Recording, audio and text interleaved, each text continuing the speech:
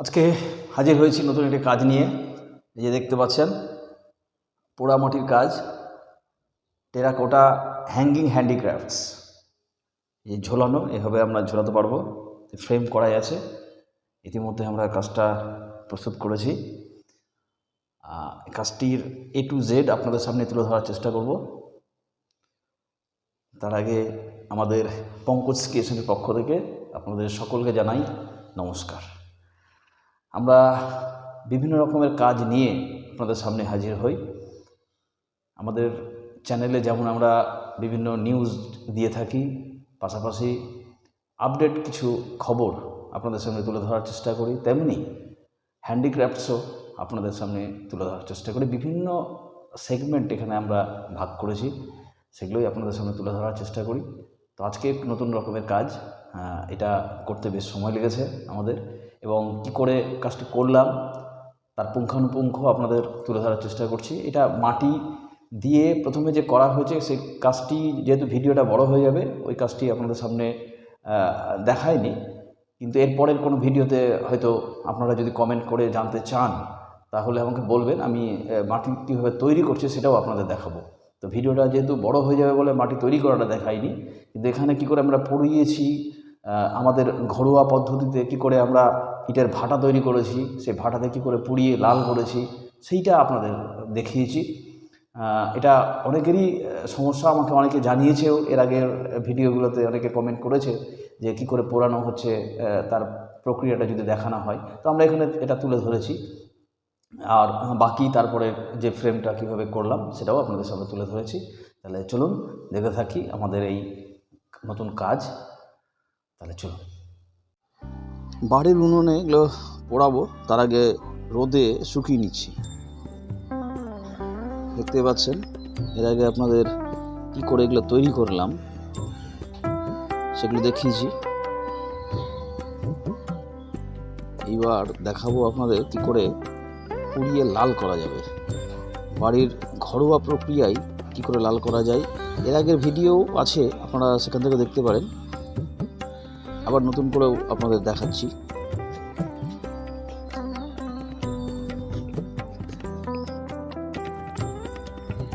দেখুন রোদে শুকিয়ে নিচ্ছি, ছোট ছোট ছোট টুকরো টুকরো ওগুলো করা।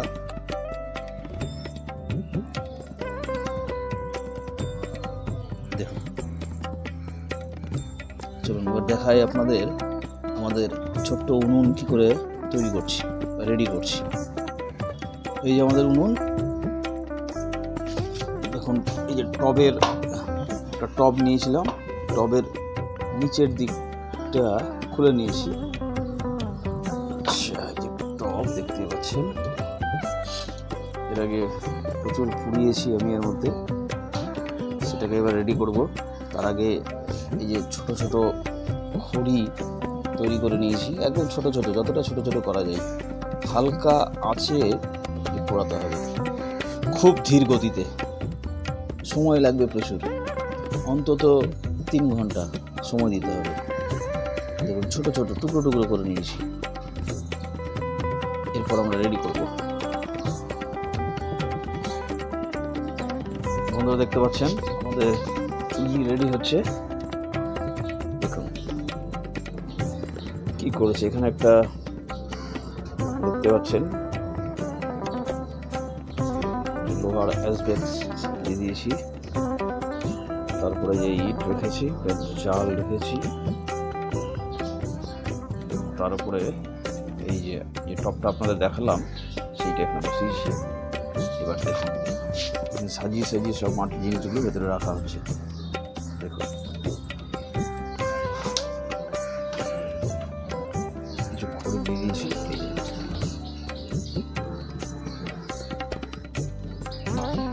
মাঝে মাঝে করে মাঝে মাঝে খড়ি দিতে হবে।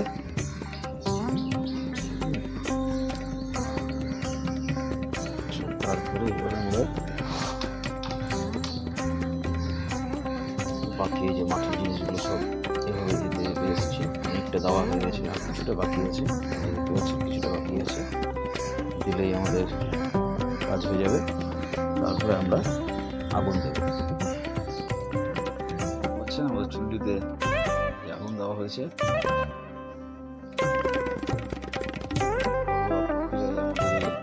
তৈরি করা হয়েছে।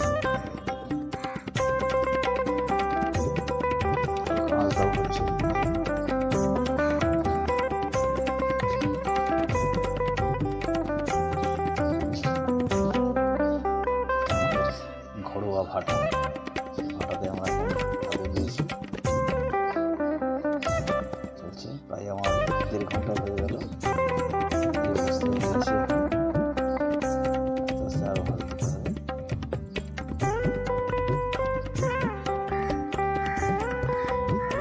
ধোঁয়াটা ক্রমশ কমে এসছে, তার মানে এখন হয়ে এসছে, প্রায় 2.5 ঘন্টা হয়ে গেল।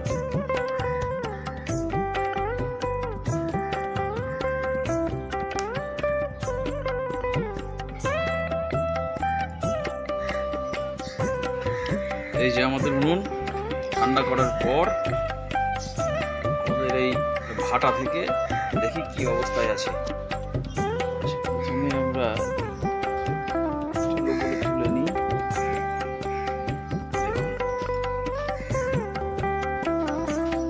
এই যে ছাই আছে এখানে, ছাই ঢাকা। কি সুন্দর লাল হয়েছে, কি সুন্দর লাল, অসাধারণ অসাধারণ।